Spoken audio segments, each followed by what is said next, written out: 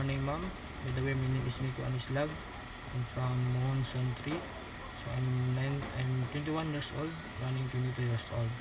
So my hobbies is, for now, I just want to go to the place for find peace of mind, also to unwind myself.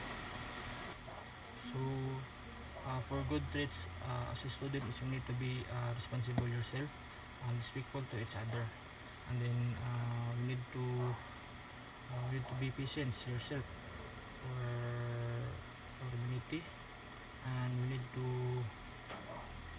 to learn for discussion to your instructor, and be patient of all time, and improve your learning mind, and renew your mind day by day.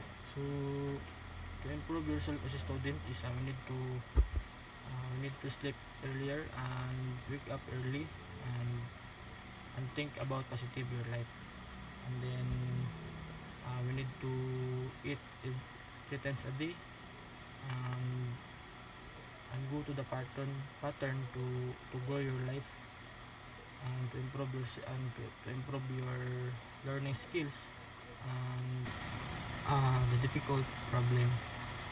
So as a student is we need to pray day by day. Magampo dito ang importante para makakuha natong mga struggle sa kinabuhi. And then we need to be strong.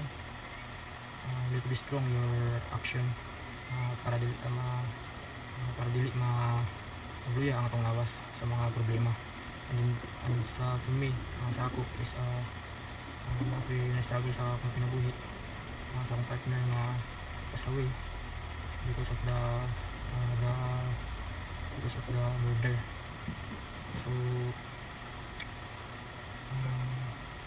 wala ka balong laban ni purpose ang tanan, ginatawag sa Ginoo, laban ni purpose ang tanan. So wala ko lang need to pray lang jud nga anong na ginatawag nila sa mga struggle sa kinabuhi. So dapat dili ta surrender sa ang life sa mga agian nga dako nga itong mga problema karon.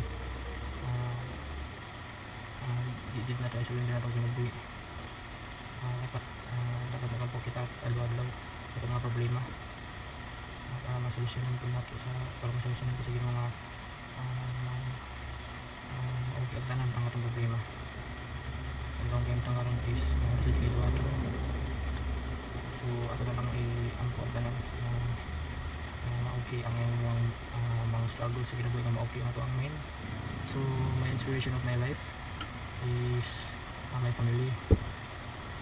So ako lang ihatag din nato kanina sa itong pamilya, ako ang inspiration. Sila din po natong inspiration, kaya sila rin nakabalo sa inyong kaintang, ang mga relatives nila. Ano yun siya, my partner, si pass away, akong partner na namatay, inspiration niya ko na ako siya, mapadayong mo skila. Isang pagula na siya, siya ang inspiration. Siya ang inspiration sa akin, hindi na mapadayong mo skila. So wala na siya. So dapat di na surrender sa mga kinabuhi.